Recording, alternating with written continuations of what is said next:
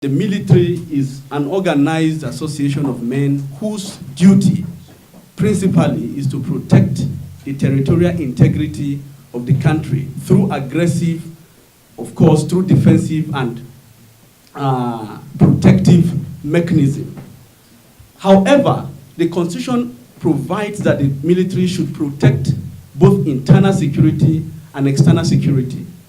And where the internal security is overstretched, where the internal security is overwhelmed, there is what we call the military aid to civil power, where the military cannot stand and watch. And you will observe that before the election, like I said, there were states that were considered to be tense, combustible, and without the presence of the military, it would have been very dangerous. In fact, there would have been voter apathy.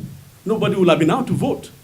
And the lives of the people there will have been in jeopardy. So the military has the role as well to protect and preserve the internal security of any country. And that is why the president is the chief of the armed forces of the Federation.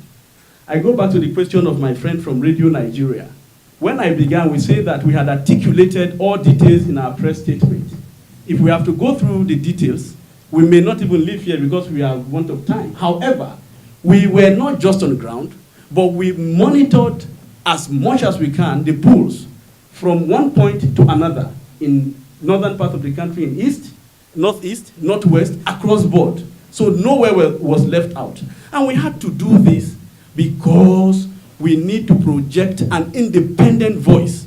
The Nigerian army, as they say in law, nume judex inca sua sua. You can't be judged in your own case. No matter what case the Nigerian army tries to make, it will not make sense to Nigerians. It doesn't make sense to me. If we had seen issues of subversion by Nigerian army, we would have loudly spoken against the Nigerian army. We have done that time before. We don't need to have anything from the Nigerian army. There's no member of the Nigerian army here. We don't have anything to do with them. We are talking as an independent organization on good governance. That is our mandate in Africa. And we'll continue to do that. If the police does not do well, we'll lash on the police. If the police does well, we have the duty to project African military and armed forces institutions to the world so that it can boost our self-burgeoning esteem and the realization of a worth that Africa has good establishments that can compare with other international organizations. Then lastly, the police, of course, does the work of internal security keeping, as you noted. That's the police does that. But there is what we call CIMICO. CIMICO means civil military cooperation.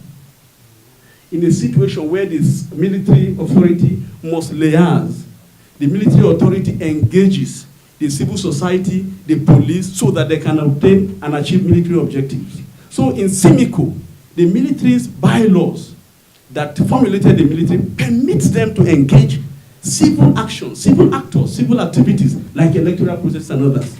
So this is purely under their mandate. They have not acted contrary to their mandate? No. So in all, ladies and gentlemen, we thank you for your time. We thank you for your patience. And we thank you for having the time